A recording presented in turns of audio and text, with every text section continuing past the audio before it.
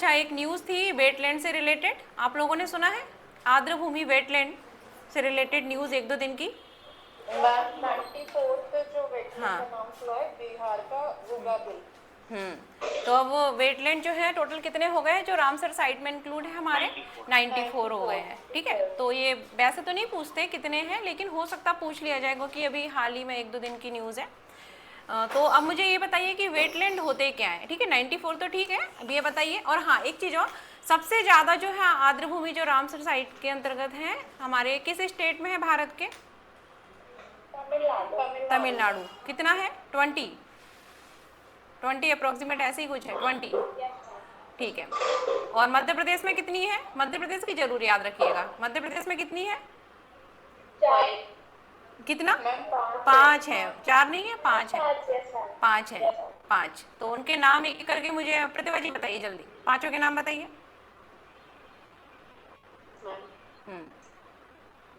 एक तो वो वेटलैंड है। तो इसी तरीके से आंसर दीजिए जैसे आप वहां दे रहे हैं, तो ऐसे नहीं बोलेंगे हम एक तो भोज वेटलैंड है, आप डायरेक्ट बस आंसर दीजिए। हाँ जी, बताइए।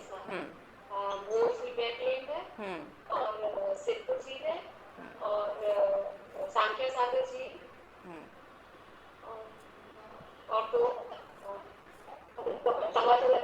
यशवंत सागर सिरपुर लेक तवा तवा जलाशय।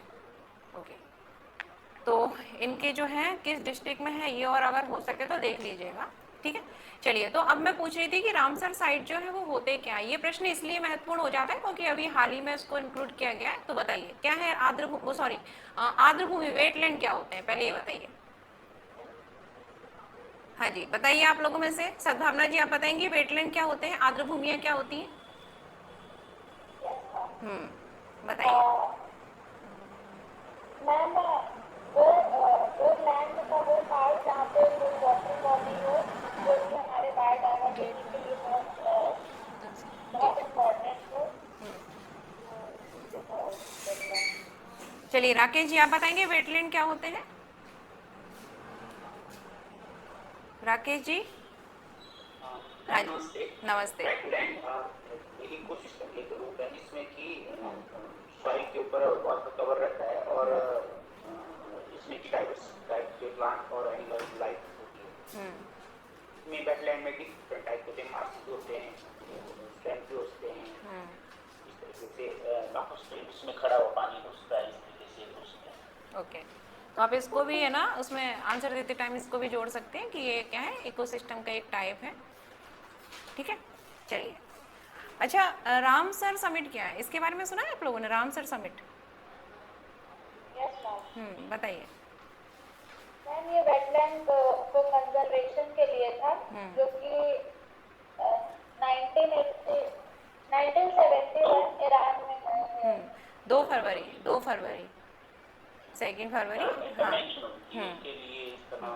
ठीक है, बस ज़्यादा नहीं, थोड़ा बहुत पता होना चाहिए क्योंकि अभी उसको इंक्लूड किया गया है, तो हो सकता है पूछ लिया जाए।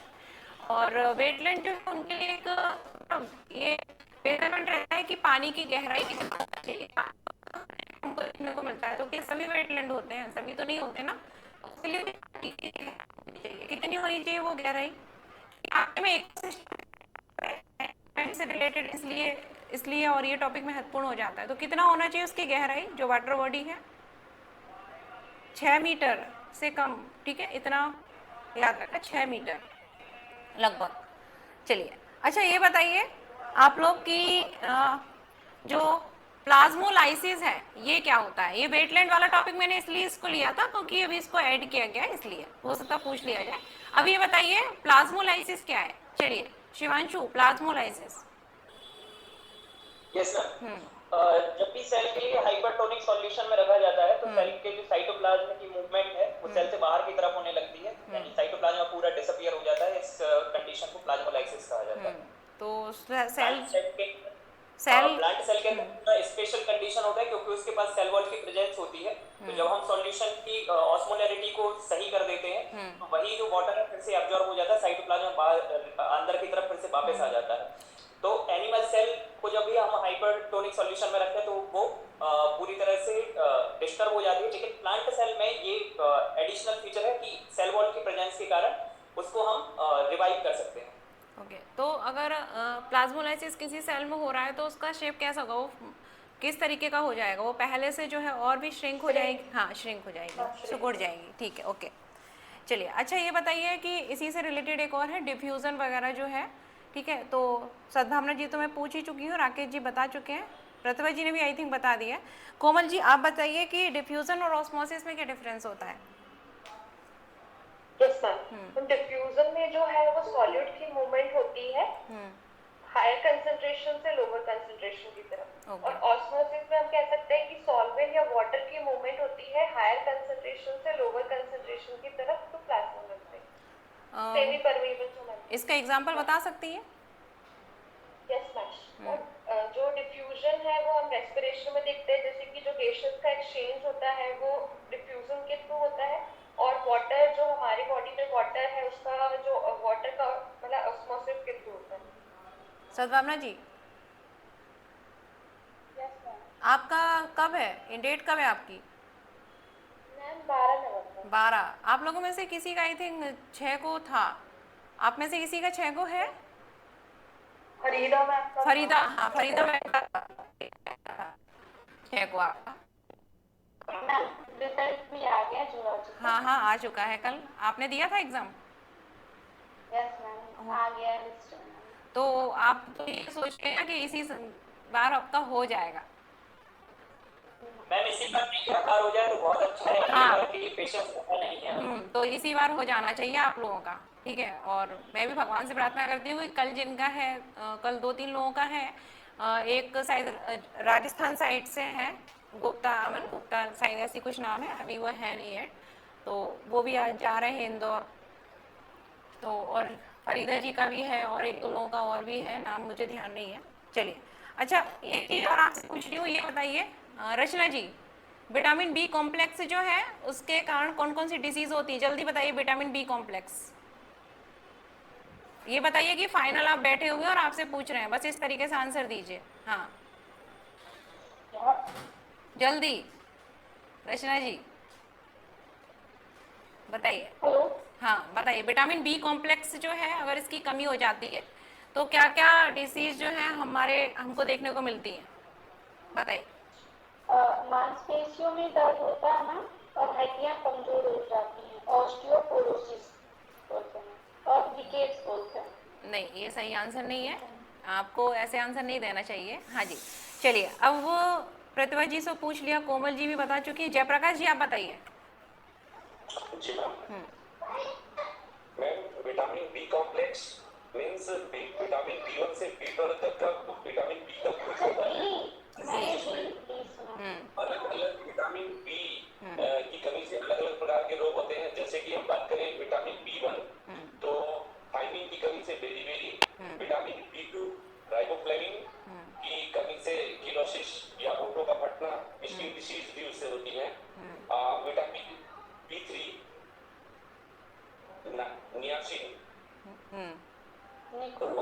नियासिन, नियासिन भी उसका नाम, हाँ बोल दिए, सही बता रहे हैं आप। ये पेलाग्रा इससे डिसीज होती है, जिसको हमने ट्रिपल डी या 4D सिंड्रोम भी बोलते हैं, हाँ।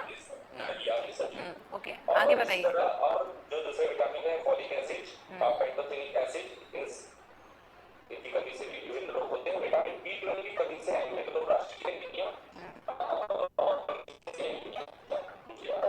ओके, चलिए, तो आप है ना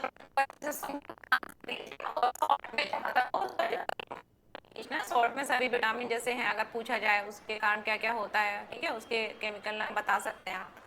चलिए, अच्छा ये बताइए इंटेस्टाइनल जूस क्या होता है, जल्दी बताइए मुझे दीपक जी, इंटेस्टाइनल जूस क्या होता है?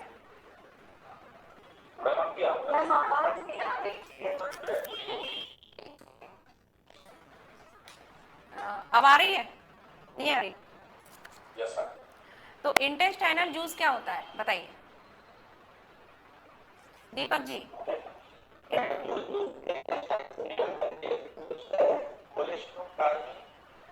और एंट्रो, और इसके बाद न्यूक्लिएज है और डेक्रेटिन।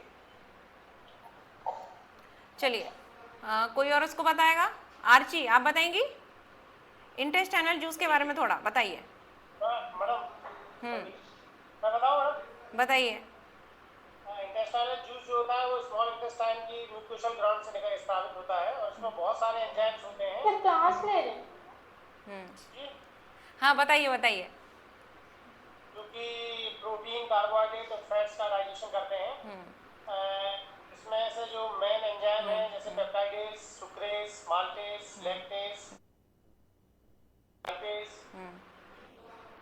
और एंड्रोकाइनेज, न्यूक्लियोसाइडेज, ये सब एंजाइम्स होते हैं जो अलग अलग तोड़ते हैं पदार्थों को।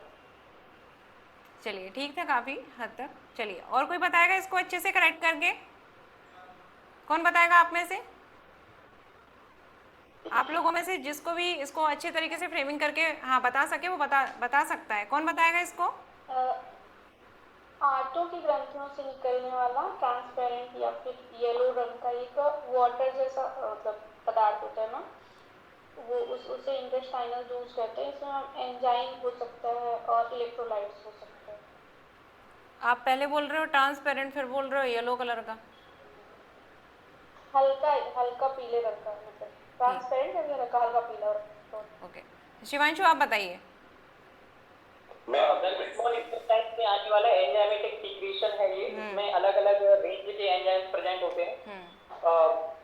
जो जैसे कार्बोहाइड्रेट है, प्रोटीन है, फैट है, इन सभी का डाइजेशन होने के बाद जो यूनिट्स बचती हैं उनको भी ब्रेक करने का ये काम करता है। जैसे कि कार्बोहाइड्रेट्स में डाइसैकेराइड्स है, मान लो कि माल्टोज है, सुक्रोज है, लैक्टोज है, तो इन सभी को ब्रेक कर देते हैं। ब्रेक करने के लिए एंजाइम होते हैं, जैसे कि माल्टेज होता है, लैक्टेज होता है, जैसे कि सुक्रेज होता है।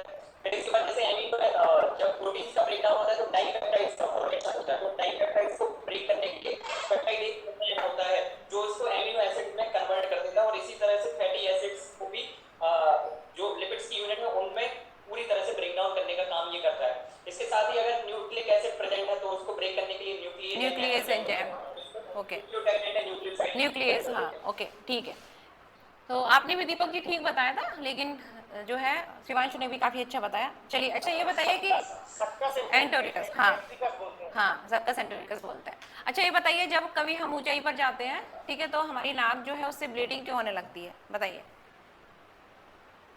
ड्यू टू मतलब ऑक्सीजन लेवल वहाँ पर कम हो जाता है और जिससे हमारी जो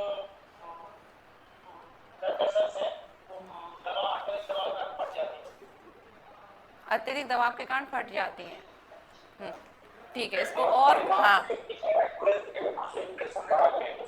एटमॉस्फेरिक, हाँ इसके बाद फट जाती है।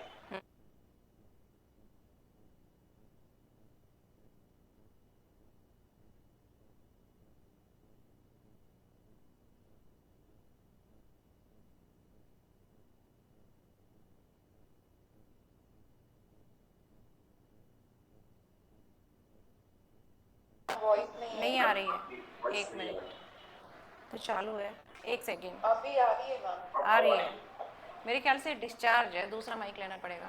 उनको बुलाना है माइक के लिए। हाँ जी, अस्थमा क्या है ये बताइए। अस्थमा, निहारिका बताइए, अस्थमा क्या है? डिजीज है जिसको कि हाइपरसेंसिटिव भी बोल सकते हैं, जो कि अगर ब्लड जो एल्विलाई है उसका जो साइज है वो इंक्रीज हो जाता है और इसकी वजह से जो एयर फ्लो है लंग्स में कम हो जाता है। एक हाइपरसेंसिटिविटी फॉर्म है मैडम, जो कि इसमें कि मास्ट सेल एक्टिवेट हो जाते हैं। और चलिए भावना जी आप बताइए अस्थमा क्या होता है? भावना एक सेकेंड, आपसे भी पूछेंगे, दीपक जी सबसे पूछेंगे। भावना जी आप बताइए अस्थमा क्या होता है? ये एलर्जिक रिएक्शन है, वगैरह से एलर्जी होती है इंडिविजुअल्स को। इसमें मास लेवल पर एक्टिवेशन हो जाता है और इसमें एंटीबॉडी ई इन्वॉल्व होती है जिससे एक्टिवेशन होता है मास सेल का और जिसमें हिस्टामिन रिलीज हो जाता है और इसमें इंजेक्शन के लिए एमआरपी यूज करते हैं जो अस्थमा पेशेंट। हाँ तो हाँ बताइए बताइए। अस्थमा एक तरह की एलर्जिक डिसीज है जो हमारे रेस्पिरेटरी सिस्टम में सूजन, बेसिकली इसका कारण होता है कि हमारी बॉडी में मास्ट सेल एक्टिवेट हो जाती है एलर्जन के कारण, जिसमें एंटीबॉडी ई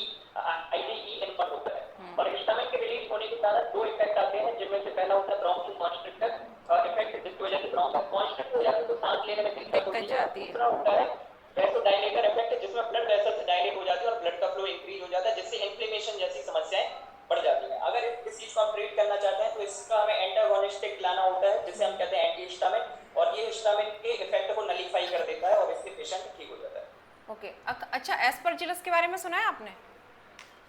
एस्परजिलस फ्यूमिगेंट, हाँ, तो बताइए इसका हम पर क्या इफेक्ट पड़ता है? एस्परजिलस एक प्रकार का फंगस है जिससे कि डिफरेंट टाइप की एंटीबायोटिक्स निकाल सकते हैं मैडम। एस्परजिलस फ्यूमिगेंट्स की बात कर रही हूँ। अस्थमा वगैरह का कारण ये भी होता है क्या? फंगस? एलर्जिक रिएक्शन कॉज करता है। ओके, एक सेकेंड, ये आवाज़ इसमें थोड़ा लो आ रही है, दूसरा ले लूँ क्या? डिस्चार्ज तो नहीं है, धीरे धीरे कट रही है, बीच में चली जाती है।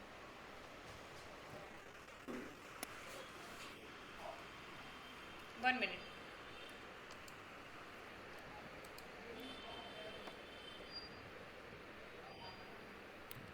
बीच बीच में इसमें आवाज़ चली आ रही है।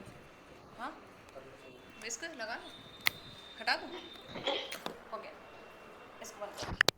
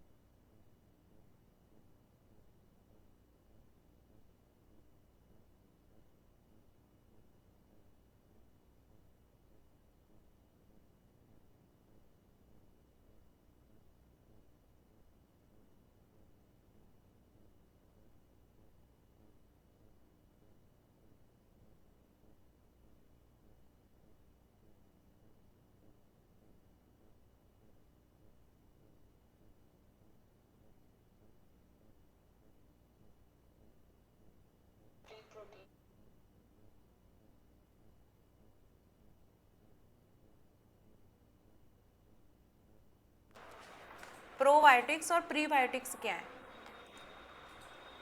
बताइए। Ma'am, prebiotics are the nutrients or the source on which the prebiotics, on which the probiotics can grow. तो probiotics में माइक्रो ऑर्गेनिजम्स आएंगे और प्री में जो न्यूट्रिएंट डाइट ले रहे हैं वो आएगा। ओके, चलिए आवाज़ आ रही है आप लोगों को?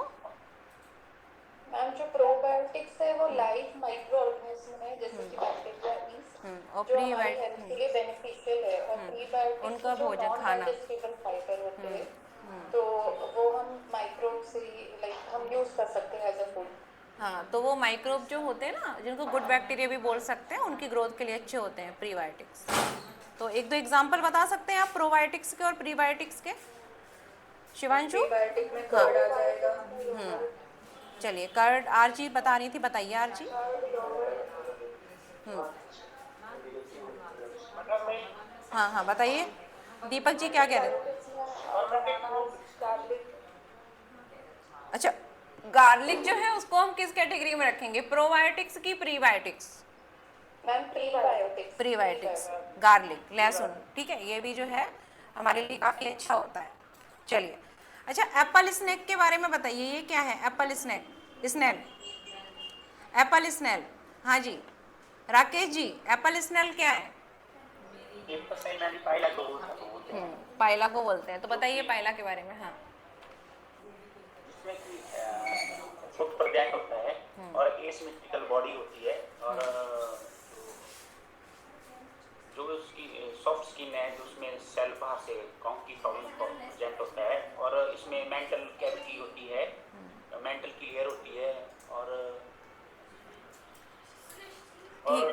मैडम जी इसमें रेडुला होता है डेंटल, जो कि मस्टिकेटरी ऑर्गन होता है, ठीक और इसमें जो रेस्पिरेटरी सिस्टम है, जिसमें कि टाइफाइड की फॉर्म में प्रेजेंट होता है। चलिए राकेश जी, आप हिमाचल प्रदेश से हैं ना? हाँ जी मैडम। तो आपसे एक प्रश्न है, हमारे जो मध्य प्रदेश है, मध्य प्रदेश की मछली जो है, राजकीय मछली, उसके बारे में थोड़ा बताइए। हाँ, क्या नाम है उसका? टॉर्पिडोरा है, जो कि किस रिवर में पाई जाती है? ये बड़वानी के पास उसका है सेंटर मैडम जी, और ये नर्मदा में काफ़ी होती है। हाँ, ब्रीडिंग सेंटर है बड़वा में, नर्मदा नदी में। ठीक है, तो आप तैयार रखिएगा सभी इस तरीके के प्रश्न को, कि आप दूसरे स्टेट से हैं तो आपसे उम्मीद है पूछे जाएंगे। बाकी अपने स्टेट एमपी वालों से भले ही नहीं पूछे जाएं, लेकिन दूसरे स्टेट वालों से खासकर पूछे जाते हैं। चलिए, हाँ जी, आप ही से एक और प्रश्न है, ये बताइए कि हमारा जो राजकीय फूल है, पुष्प है, वो क्या है? लिली है, लिलियम कैटिनम। लिली, हाँ ओके। तो ये बताइए सी लिली क्या होता है? सी लिली, मैडम हाँ देखना पड़ेगा, कोई बात नहीं। चलिए, हाँ जी, आप लोगों में से कौन बताएगा मुझे सी लिली के बारे में? हाँ, एकाइनोडर्मेटा में आता है सी लिली, बताइए। Scientific name is Antedon. Antedon, very good, Archi ने बताया ना, गुड। अब मुझे इसके बारे में बताइए थोड़ा, बताइए सी लिली कैसा दिखाई देता है, इसके कुछ कैरेक्टरिस्टिक्स बताइए, ठीक है, कहाँ रहता है, हैबिटेट्स बताइए, बताइए। ये एक्सक्लूसिवली मैराइन होता है। और इसकी बॉडी जो होती है वो कैलेक्स, आर्म और स्टॉक में डिवाइड होती है। इसमें रेडियली सिमेट्री पाई जाती है। इसके अलावा इसमें कैल्शियम कार्बोनेट की प्लेट्स पाई जाती हैं, ट्यूब फिट पाए जाते हैं।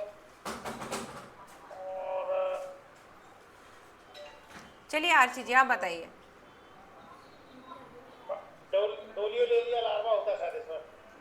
देखो, पहली बात तो ये दीपक जी शायद वाले आंसर नहीं देना कभी भी, अभी ठीक है, शायद वाले आंसर मत देना कभी भी, ठीक है। चलिए, हाँ जी आरसी जी बताइए। मैम, ये काइनोडर्मेटा के क्रिनोइडी फैमिली से बिलोंग करती है, और ये सेडाइल होते हैं, मतलब अटैच्ड होते हैं स्टॉक से, स्थिर रहते हैं, ट्यूब फीट प्रेजेंट होते हैं, और to in on their arms, जो फूड को कैप्चर करने में हेल्प करते हैं। अभी इतना ही आ रहा है मुझे। चलिए कोई बात नहीं। अच्छा, मुझे ये बताइए प्रोटोकॉर्डेटा क्या है, प्रोटोकॉर्डेटा के बारे में बताइए थोड़ा।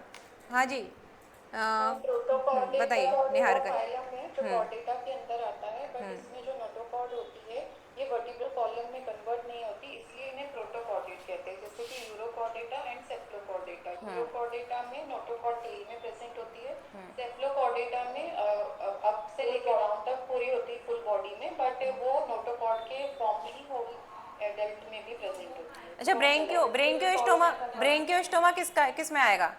सेफ्लोकॉर्डेटा में। सेफेलोकॉर्डेट। हाँ हाँ जी, क्या बता रहे हैं जयप्रकाश जी, आप कुछ कह रहे थे, बताइए जयप्रकाश जी। जी मैम, हाँ आप कुछ कह रहे थे, बोलिए। बस वही बताया मैम कि अच्छा, यही। ब्रेंकियोस्टोमा जिसको एम्पी ऑक्सस भी कहते हैं। ओके हाँ सेफेलोकॉर्डेटा। ओके चलिए। अच्छा ये बताइए, अगर हेमिकॉर्डेटा की मैं बात करूँ तो हेमिकॉर्डेटा क्या है? मैम हेमिकॉर्डेटा को हम कनेक्टिंग लिंक कह सकते हैं नॉन कॉर्डेटा कॉर्डेटा का मर्जली। इससे पहले कॉर्डेटा कहा गया था क्योंकि मिस अंडरस्टूड किया गया था एज अ नोटोकॉर्ड जो बक्कल डायवर्टिकुलम होता है, जिसे स्टोमोकॉर्ड कहते हैं, स्टोमोकॉर्ड। स्टोमोकॉर्ड। और मैम अभी बट इसे नॉन कॉर्डेटा की आखिरी फाइलम में रखा गया है हेमिकॉर्डेटा को, बिकॉज नोटोकॉर्ड प्रेजेंट नहीं है। अच्छा ये स्टोमोकॉर्ड के बारे में आपने बताइए, कहाँ पाई जाती है, किस रीजन में होती है? मैम जो प्रोबोसिस ग्लैंड होता है उसमें ही प्रेजेंट होता है, और ये एलिमेंट्री कैनाल का पार्ट है। कॉलर रीजन, हाँ बोल सकते हैं। ओके चलिए। तो हाँ जी दीपक जी, निहारिका जी सही बोल रही हैं कि आप कुछ और ऐड करना चाहेंगे इसमें? सही बोल रही हैं, हाँ वेरी गुड। चलिए बैलोनो क्लासेस के बारे में बताइए दीपक जी थोड़ा। फाइलम हेमिकॉर्डेटा में आता है ये। और बैलोनो क्लासेस एक हाँ हाँ बताइए राकेश जी। बैलेनोग्लोसी भी बोलते हैं। इसमें मैडम जी रिट्रोग्रेसिव मेटामॉर्फोसिस। अच्छा क्यों बोलते हैं इसको ये? हाँ क्यों बोलते हैं? इसमें मैडम जी पहले जो स्टेज होती है इसमें नोटोकॉर्ड प्रेजेंट होती है, पर अडल्ट स्टेज में इसमें नोटोकॉर्ड एब्सेंट होती है। ओके और कुछ इसके बारे में बताइए, कौन बताएगा? हाँ जी बताएंगे कोई? रचना जी आप बताएंगे? फिर शिवांशु जी तैयार रही है इसके बारे में। हाँ बताइए, प्रतिभा जी बताएंगे, बताइए। यस मैम, ये बरोइंग एनिमल होते हैं, यू शेप की बरो बना के रहते हैं, ये मोस्टली सी में ही रहते हैं।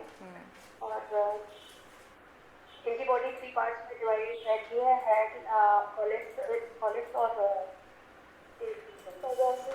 हाँ जी बताइए आरती जी। और इसमें ओपन सर्कुलेटरी सिस्टम पाया जाता है, और इसमें लार्वा होता है, मतलब ये ओविपेरस होता है। कौन सा लार्वा होता है इसमें? लार्वा का नाम बताइए। Trochophore larva. ट्रोकोफोर लार्वा नहीं होता, टॉर्नेलिया लार्वा होता है, ट्रोकोफोर नहीं होता इसका।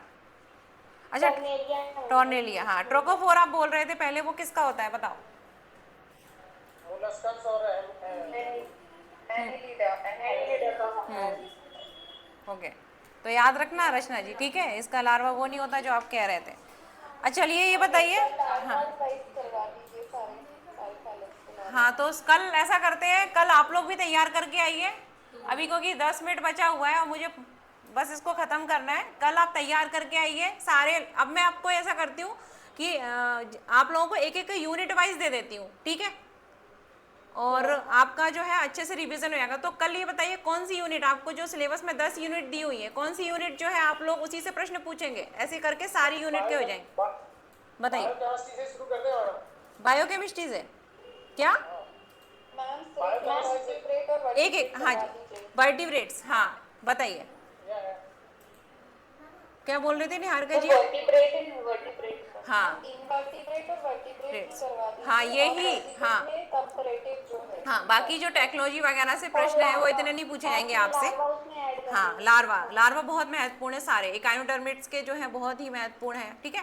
तो ऐसा करते हैं, हाँ सेल सिग्नलिंग क्योंकि मैं जूलॉजी वाला हूं मैम, तो ये जो मॉलिक्यूलर वाला जो चैप्टर है ना वो हम लोग का थोड़ा सा वीक है। ओके तो मैं सेल बायोलॉजी और आपका पूरा जो फाइलम वाला है, पूरा क्लासिफिकेशन से रिलेटेड पूरा ये सब जो है वर्टिब्रेट्स इनवर्टिब्रेट्स, इन पर ही अब प्रश्न करेंगे, ठीक है, क्योंकि टेक्निक्स मैम के सेल हाँ बायो या फिर cell signalling?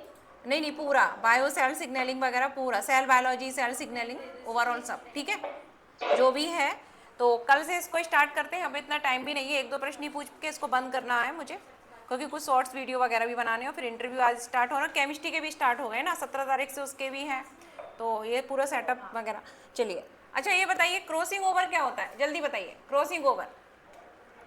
Ma'am crossing over में जेनेटिक मटेरियल ट्रांसफर होता है between the two homologous chromosome जो नॉन सिस्टर क्रोमैटिड होती है उनके बीच में, और ये मियोसिस की प्रोफेज 1 स्टेज में पेकाइटिन में होता है। पैकाइडिन में होती है। ठीक है अच्छा फरीदा जी आपसे एक प्रश्न है, अगर मैं बात करूं कि हमारी जो बॉडी है उसमें ग्रोथ के लिए मेनली किस टाइप का डिवीजन जो है महत्वपूर्ण है? माइटोसिस। बॉडी ग्रोथ के लिए माइटोसिस होता है जो कि एक इक्वेशनल डिवीजन होता है, उसमें इनिशियल नंबर ऑफ क्रोमोसोम है, उसके बाद में जो नंबर ऑफ क्रोमोसोम्स हैं वो सेम रहते हैं, ठीक है। अच्छा ये बताइए अगर मैं बात करूं ग्लाइकोसाइडिक बॉन्ड जो है वो कहाँ प्रेजेंट होते हैं? मैम कार्बोहाइड्रेट्स में, तो ठीक है, कार्बोहाइड्रेट्स में भी मोनो डाई पॉली किस में प्रेजेंट होते हैं कि सभी में होते हैं? Disaccharide and polysaccharide. मोनोसैकेराइड जो यूनिट है आपस में जुड़ी रहती है, चलिए ओके। अच्छा पेप्टाइड बॉन्ड के बारे में थोड़ा बताइए। मैम पेप्टाइड अमीनो एसिड का बॉन्ड होते हैं, एक अमीनो एसिड दूसरे अमीनो एसिड से कार्बोक्सिल और अमीनो ग्रुप को ज्वाइन करके बनाते हैं, उसे ही पेप्टाइड बॉन्ड कहते हैं। ओके फरीदा जी आपसे प्रश्न है, ठीक है, क्योंकि कल आपका है तो आपसे ही मैं पूछ रही हूँ, ये बताइए प्रॉपर्टी ऑफ एंजाइम बताइए, एंजाइम के गुण बताइए जल्दी से। मैम एंजाइम जो है वो activation energy of any reaction जो रहती है उसे कम कर देता है, और कोई भी रिएक्शन को करने के लिए वो फैसिलिटेट करता है। Enzyme starting of the reaction और एंड ऑफ द रिएक्शन में अनयूज्ड रहता है, एज इट इज रहता है, पर वो रिएक्शन को कैटलाइज करता है, तो इसीलिए उसे बायो कैटलिस्ट भी कहते हैं। ओके ठीक है, इसके अलावा कोई और बताना चाहेगा? एंजाइम सबस्ट्रेट स्पेसिफिक होते हैं। और मैम ये रेट ऑफ रिएक्शन को बढ़ाते हैं, इसलिए हम इसे यूज करते हैं कि स्पीड बढ़ सके रिएक्शन। ठीक है हाँ जी पीएच डिपेंडेंट और टेंपरेचर डिपेंडेंट होते हैं। ओके आजी जी हाँ आप भी कुछ बोल रहे थे, बताइए। मैम ये ऑप्टिमम पीएच और टेम्परेचर पर ही काम करते हैं, इनको वर्क करने के लिए इनके ऑप्टिमम पीएच एंड टेम्परेचर चाहिए होता है। ओके चलिए एक अंतिम प्रश्न है, उसके बाद क्लास जो है उसको एंड करेंगे, ठीक है। ये आपने सुना होगा वेपोराइजेशन और इवेपोराइजेशन, तो ये क्या है दोनों में? कर दूँ, चलने दो, कंटिन्यू करूँ उसके बाद आओगे, ठीक है। तो इवेपोराइजेशन और वेपोराइजेशन में क्या अंतर है बताइए, क्योंकि ज़रूरी नहीं है इसमें ना, नॉर्मल भी प्रश्न पूछे जा सकते हैं आपके, जो है बॉटनी के भी कभी कभी मन कर गया, बीएससी में तो था आपका, ठीक है, आपने जो पीजी जूलॉजी से किया होगा, बायोटेक से किया होगा, लेकिन जो आपका यूजी है तो उसमें तो आपने सब पढ़ा है, तो कभी कभी केमिस्ट्री से भी प्रश्न पूछ ले जाते हैं कुछ भी, तो उससे भी थोड़े बहुत पूछ लेती हूँ, और कल जो है आपने जो टॉपिक बताया उसी से पूछूंगी। चलिए वेपोराइजेशन और इवेपोराइजेशन। हाँ इवेपोरेशन तो वो प्रोसेस है जिसमें लिक्विड जो है वो गैस या वेपर फॉर्म में टर्न होता है, और सरफेस पे वो लिक्विड होता है, बट टेम्परेचर बढ़ेगा तो फिर वो वेपर के फॉर्म में रिलीज होता है। और मैम एक और क्या कहा आपने? Vaporisation, vaporisation evaporation, evaporisation. हाँ दो थे, इवेपोरेशन और इवेपोरेशन, बताइए।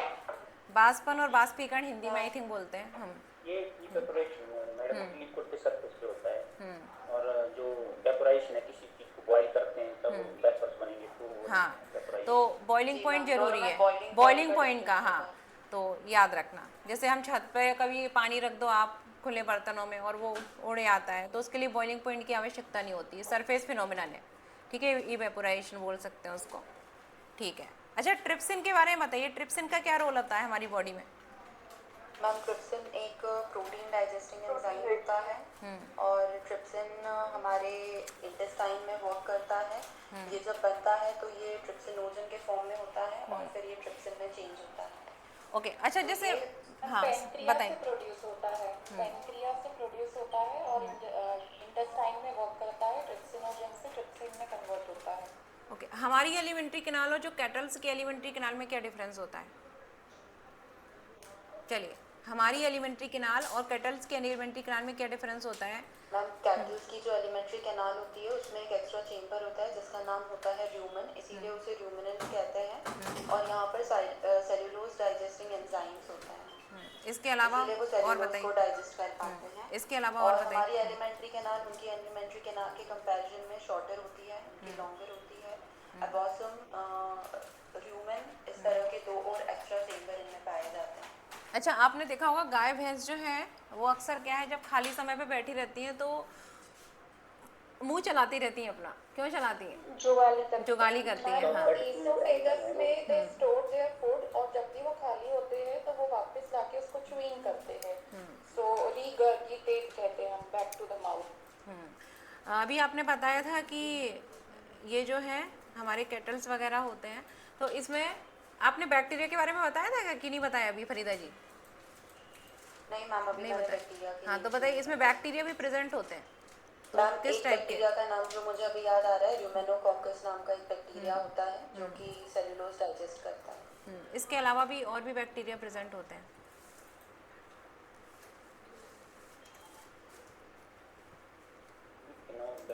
हाँ बताइए, क्या बता रहे थे आप? मेथिनोजेंस, हाँ बताइए। तो मीथेन, ओके। अच्छा ये बताइए कि जेट्रोफा के बारे में आप लोगों ने सुना है? जेट्रोफा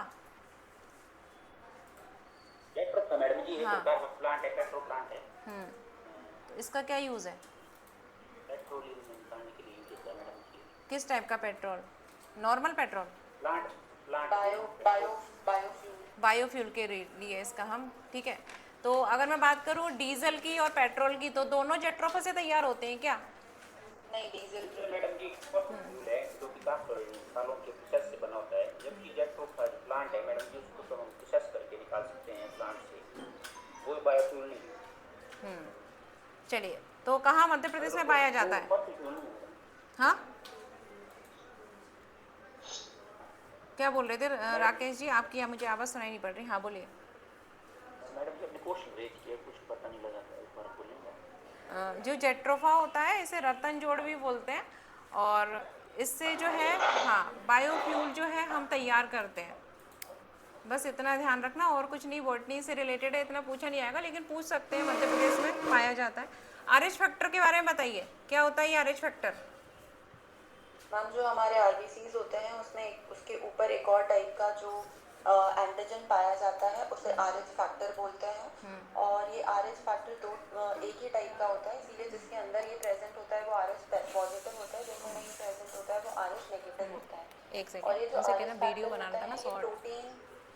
ये प्रोटीन के बने हुए होते हैं। इससे पर्सन के ब्लड ग्रुप को पॉजिटिव और नेगेटिव में डिफरेंशिएट किया जाता है। ठीक है, रचना जी आप बताइए।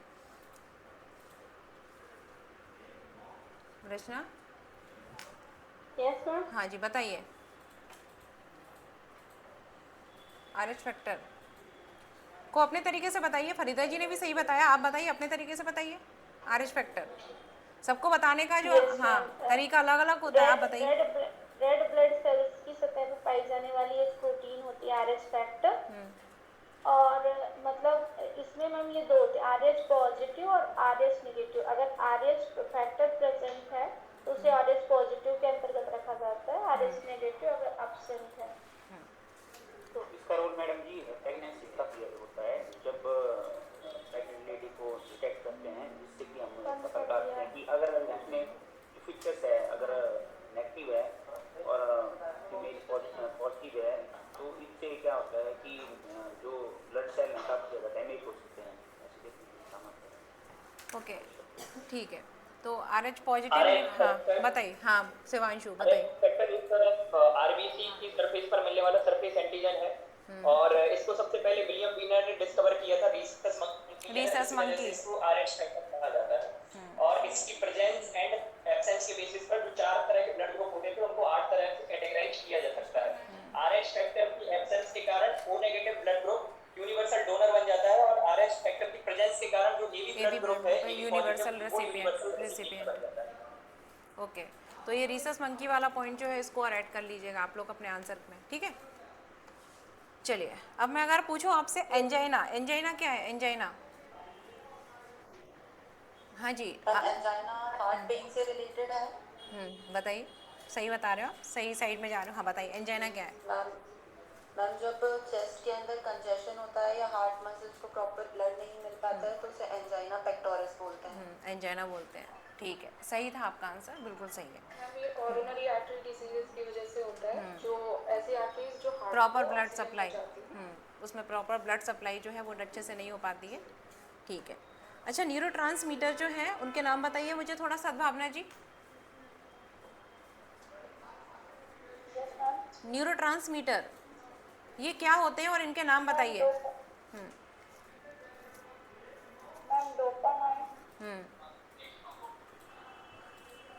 डोपामाइन है न्यूरोट्रांसमीटर? हाँ बताइए।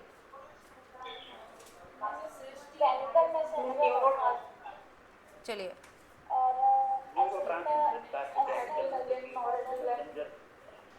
एक एक करके। मैम इसके हाँ, एग्जांपल एसिटिल कोलिन है, डोपामाइन, और डोपामाइन, सेरोटोनिन सेरोटोनिन, है, एपिनेफ्रिन और एपिनेफ्रिन या गाबा जो होता है, गामा एमिनोब्यूटारिक एसिड, वो भी है।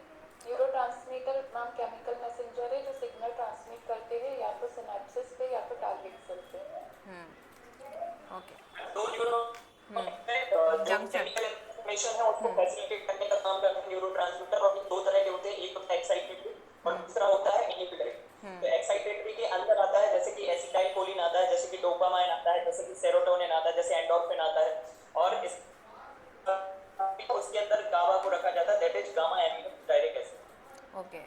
चलिए भावना जी अब एक प्रश्न बताएंगी, ये बताइए भावना जी, म्यूटेशन क्या है? म्यूटेशन अगर मैं बोलूँ एक लाइन में आपको इनका आंसर देना तो आप कैसे देंगी?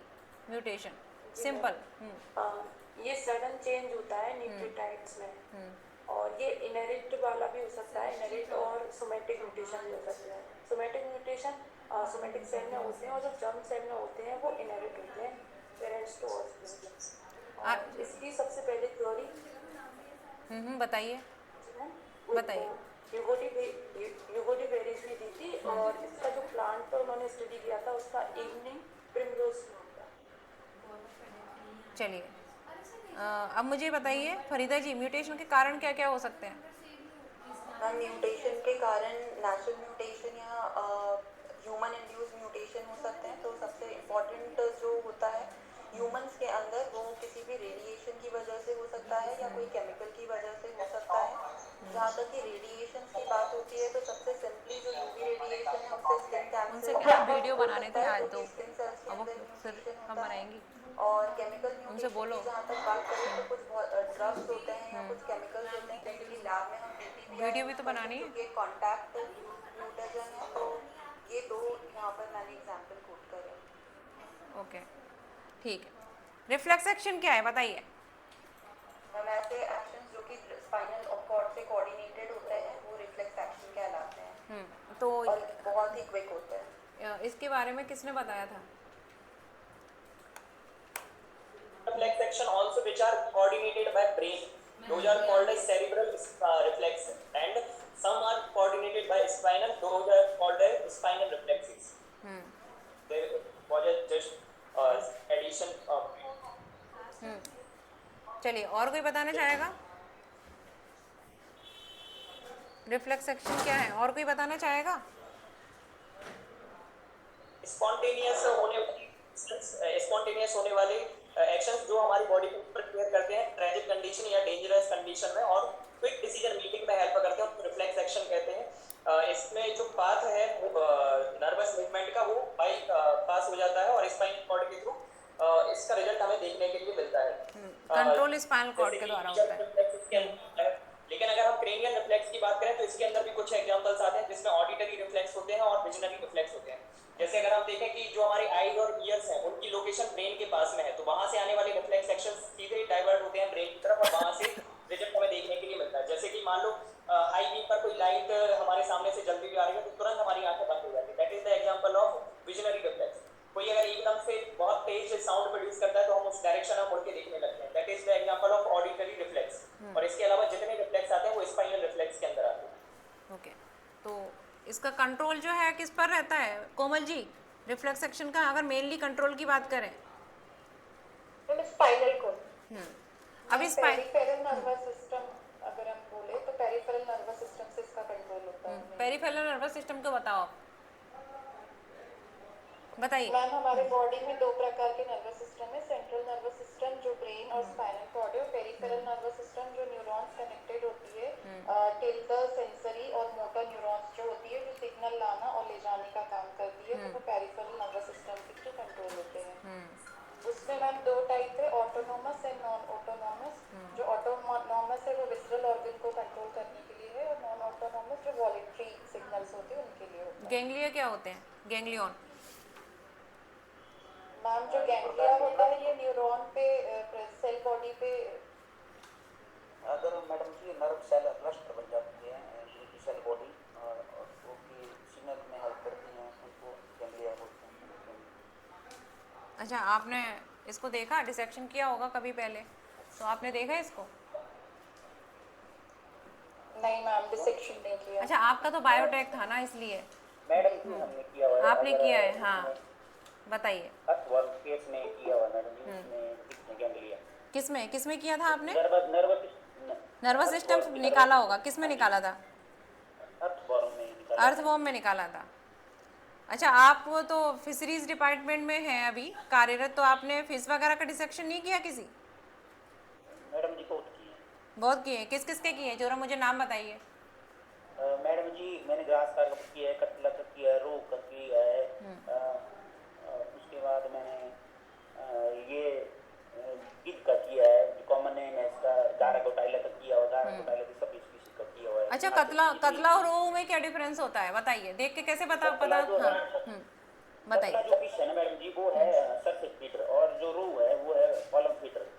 उसके माउथ पार्ट से, माउथ का जो डायरेक्शन है उससे पहचान सकते हैं आप, और जो ऊपर की तरफ होगा उसका कतला का, और जो बीच का है उसका कॉलम उसको सीधा होगा सर। तो आप लोग भी ये आंसर सुनिए, क्योंकि आप लोगों से भी फिशरीज है आपके में भी, ठीक है, मत्स्य पालन मध्य प्रदेश में, तो आपसे भी प्रश्न पूछे जा सकते हैं। चलिए, अच्छा ये बताइए राकेश जी, ब्रीडिंग जो क्लोज सीजन रहता है वो क्या रहता है मध्य प्रदेश में? मैडम जी पूरे अगर नॉर्थ इंडिया की बात करें जो है 1 जून से लेके, जैसे हिमाचल में 1 जून नहीं, 15 जून रहता है। 15 जून से लेके 15 अगस्त तक ब्रीडिंग सीजन होता है मछलियों का। अगर कोल्ड वाटर में दिखें तो वो 1 नवंबर से लेके फरवरी तक होता है कोल्ड वाटर। हाँ नहीं, वो एमपी में तो वही वाला चलता है 15 जून से 15 अगस्त, तो वही नॉर्मल आप बताइएगा, ठीक है। उसको क्लोज सीजन बोलते हैं, ब्रीडिंग टाइम रहता है, और इस टाइम पे अगर कोई मछली पकड़ता हुआ पाया जाता है तो उसके विरुद्ध कार्रवाई की जा सकती है ना। चलिए, अच्छा हिमाचल प्रदेश जो है उसमें कुछ नेशनल पार्क वगैरह हैं, तो उनके नाम बता दीजिए। मैडम जी इसमें जो ग्रेट हिमालयन नेशनल पार्क है मेनली जो कि कुल्लू डिस्ट्रिक्ट में प्रेजेंट है, और सिम्बलबाड़ा भी है मैडम जी जो कि सिरमौर डिस्ट्रिक्ट में है हिमाचल प्रदेश की। ये 2 आ रहे हैं, मुझे भी आ रहे हैं। ठीक है, देख लीजिएगा आप अपने स्टेट के तो कम से कम देख ही लीजिए आप, हिमाचल प्रदेश के और एमपी के भी, दोनों के, ठीक है। हाँ, आपका स्टेट एनिमल अगर बात करें तो क्या है आपके स्टेट का? मैडम जी हमारे स्टेट का स्नो लेपर्ड है। स्नो लेपर्ड्स तो जूलॉजिकल नेम तैयार कर लीजिए, ठीक है। अपने स्टेट के जो है उनको भी देख लीजिए 1-2, और हमारे इधर एमपी के तो आप देख ही लीजिए। चलिए, एक प्रश्न आपसे ये भी पूछा जा सकता है, हिमाचल प्रदेश से एमपी क्यों आना चाहते हैं? दूसरे स्टेट वाले आप लोग जो अगर कोई हो तो एक प्रश्न का आंसर तैयार रखिएगा, आप अपने स्टेट से इधर क्यों आना चाहते हैं? हाँ जी बताइए राकेश जी, आप तो ऑलरेडी जॉब में हैं अभी इस टाइम, तो आप जब उस जॉब को आपने ज्वाइन कर लिया तो आप इसमें क्यों आना चाहते हैं? मैडम जी मेरा टीचिंग में आने का उद्देश्य मेनली ये है कि मुझे बहुत सी स्कीम्स के बारे में लोगों को बताना पड़ता है ग्राउंड लेवल पे, और एक्सटेंशन एक्टिविटी में काफ़ी इन्वॉल्वमेंट होती है, स्कूल कॉलेज में जाता रहता हूँ मैं, तो इसके लिए तो टीचिंग मुझे काफ़ी अट्रैक्ट किया प्रोफेशन, जिसमें कि मैं काफ़ी अच्छा कर सकता हूँ, और मुझे करने का काफ़ी शौक है। अभी मैं प्रेजेंट टाइम में PhD कर रहा हूँ उसके साथ, तो इससे अच्छा है कि मैं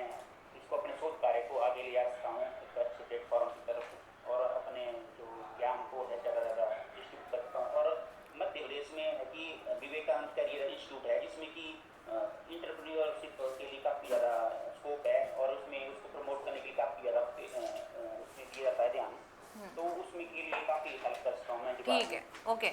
चलिए, अब आप लोगों से एक प्रश्न है, ये बताइए कि टेस्टोस्टेरोन जो है हार्मोन और एस्ट्रोजन की क्या भूमिका होती है हमारी बॉडी में, बताइए। मैम पहला तो सेकेंडरी कैरेक्टर्स जो सेक्सुअल कैरेक्टर है उनकी डेवलपमेंट के लिए, और दूसरा स्पर्मेटोजेनेसिस टेस्टोस्टेरोन के प्रोडक्शन की वजह से, और oogenesis जो होता है वो ईस्ट्रोजन के प्रोडक्शन की वजह से परफॉर्म होती है। चलिए, और कोई? सही बताया आपने, और कोई बताएगा इसको आप लोगों में से? हाँ जी, कौन बताना चाहेगा, बताइए।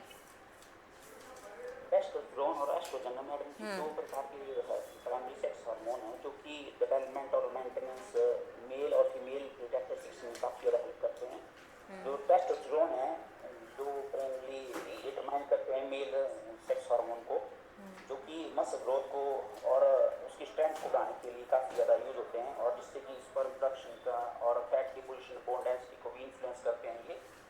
और एस्ट्रोजन मैडम जी ये फीमेल के सेकेंडरी सेक्सुअल और में काफ़ी सेक्सुअल कैरेक्टरिस्टिक्स को डिटरमाइन करने में, और एस्ट्रोजन मेनली मेंस्ट्रुएशन साइकिल को भी कंट्रोल करता है, और बोन डेंसिटी और जो कि हार्ट रिलेटेड डिजीज हैं उसको प्रोटेक्ट करने में भी हेल्प करता है फीमेल की केस में। और इसकी वजह से फीमेल में जो उसका फैटी बॉडी होती है वो भी होती है ma'am oestrogen. Shivanshu, yes ma'am. Somatic cell के बारे में बताइए। सोमेटिक सेल हमारी बॉडी में जनरल ग्रोथ एंड डेवलपमेंट के लिए रिस्पॉन्सिबल सेल्स होती हैं, जिसमें माइटोटिक डिवीजन के कारण हमारी बॉडी ग्रो करती है और रिपेयरमेंट का काम होता है। अगर कहीं पर कोई चोट लगती है, जो ओल्ड सेल्स हैं उनको रिप्लेस करने का काम किया जाता है, एंड ओवरऑल डेवलपमेंट में ये हेल्प करती है। ओके, तो अगला प्रश्न फरीदा से है। फरीदा जी, जी मैम। आपने हार्ट साउंड के बारे में सुना है? जी मैम। क्या होती है? मैम हार्ट साउंड्स में लव एंड डब आता है। तो फर्स्ट साउंड क्या होता है, लव की dub? The first sound love होता है, और ये हाई पिच्ड होता है, और जो डब होता है वो लो पिच्ड होता है, और दोनों के जो प्रोडक्शन है वो डिफरेंट वेज से होते हैं। जो फर्स्ट हार्ट साउंड होता है वो एबी वॉल्व के क्लोजर से होता है, और जो सेकंड हार्ट साउंड होता है वो सेमील्यूनर वॉल्व के क्लोजर से होता है। यानी कि दोनों जो बंद होने से, वॉल्व जो है उनके बंद होने से होते हैं। बंद होने से ओके, ठीक है, तो बंद होने से होते हैं, बस इतना याद रखना। अच्छा, ईसीजी जो होता है उसका फुल फॉर्म क्या होता है ईसीजी का? इलेक्ट्रोकार्डियोग्राफी। हाँ, इसमें जो वेव्स होती है PQRS, ठीक है, तो टीबी होती है कि नहीं होती है? होती है ना? होती है। तो इनका, हाँ, तो इनके मुझे थोड़ा अर्थ बताएंगे कि पी वेव्स क्यू वेव्स किससे संबंधित होती है? हाँ जी, बताइए। मैम जो पी है वो हाँ फरीदा मैम आपको। हाँ बताइए फरीदा जी। जो पी वेव होती है वो ऑरिकल्स के अंदर जो कॉन्ट्रैक्शन होता है या सिस्टोल होता है उसकी वजह से होती है। क्यू आर एस जो वेव होती है वो वेंट्रिकल्स के सिस्टोल की वजह से या कॉन्ट्रैक्शन की वजह से होती है, और उसकी ड्यूरेशन में जो ऑरिकल्स है वो रिलैक्स हो जाते हैं, और फिर एस से लेके टी का जो प्लेटू टाइम होता है तब पूरा हार्ट रिलैक्स करता है, तो यहाँ पर वेंट्रिकल्स का भी रिलैक्सेशन हो जाता है। ओके, चलिए, ठीक था। निहारिका जी, और कुछ आप बताना चाहेंगे इसमें? नहीं मैम, यही उसका ठीक भी है। टाइम पीरियड है वो 0.8 सेकेंड, ठीक है, ओके। चलिए, एक और प्रश्न है आपसे नॉर्मल, कि आप चूँकि बायोटेक से है इसलिए आपसे पूछ रही हुई है, आर्टरी और ब्रेन में मेन डिफरेंस बताइए। मैम किसमें? आर्टरी और ब्रेन में डिफरेंस फरीदा ही बताएंगी। चलिए, आपका कल है फरीदा जी, तो आप बताइए। जी मैम। मैम जो आर्टरीज रहती हैं उनकी जो वॉल रहती है वो थिक रहती है क्योंकि उसमें ब्लड बहुत हाई प्रेशर से फ्लो करता है, और जो वेन्स रहती है उसके अंदर ब्लड स्लो मूव करता है, इसीलिए वो थोड़ी थिनर होती है। जो आर्टरीज होती है वो डीप सीडेड होती है, और जो वेन्स होती हैं वो सुपरफिशियल हो सकती है। वाल्व वाला पॉइंट नहीं बताया आपने।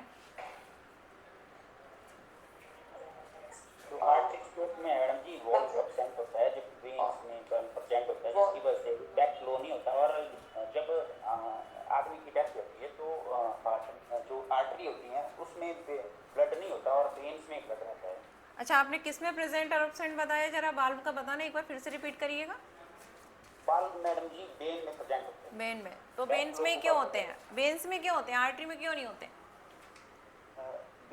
आर्टरी में मैडम जी इसलिए प्रेजेंट नहीं होते हैं क्योंकि जो आर्टरी होती हैं जो डायरेक्ट ब्लड को ले आती हैं, हार्ट काफ़ी हेल्प करता है, जबकि बैक फ्लो को प्रिवेंट करने के लिए अगर पैरों से खून आ रहा है, हार्ट तक ले जा रहा है, तो उसको बैक फ्लो को प्रिवेंट करने के लिए उसमें बाल प्रेजेंट होने चाहिए वेन में।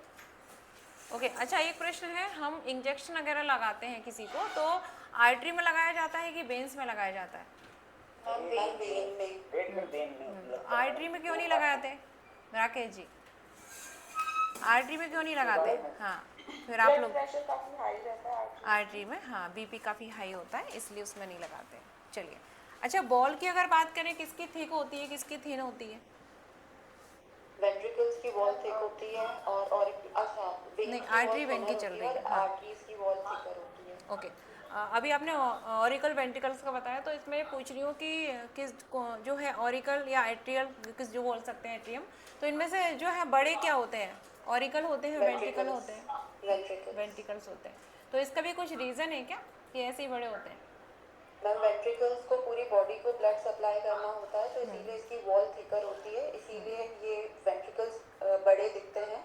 और जो ऑरिकल्स रहते हैं वो तो थोड़ी देर के लिए ही ब्लड स्टोर करते हैं, मतलब उसके बाद वो वेंट्रिकल्स में आता है तो ज़्यादा जोर से पंप करना पड़ता है वेंट्रिकल्स को पूरी बॉडी को भेजने के लिए, इसीलिए वो थिकर होते हैं। ओके, अच्छा ये बताइए, एक आपसे प्रश्न है फरीदा जी कि माइक्रोबायोलॉजी के फादर के रूप में हम किसको जानते हैं? फादर ऑफ माइक्रोबायोलॉजी, कुछ फादर वगैरह भी पूछ लेते हैं, बताइए।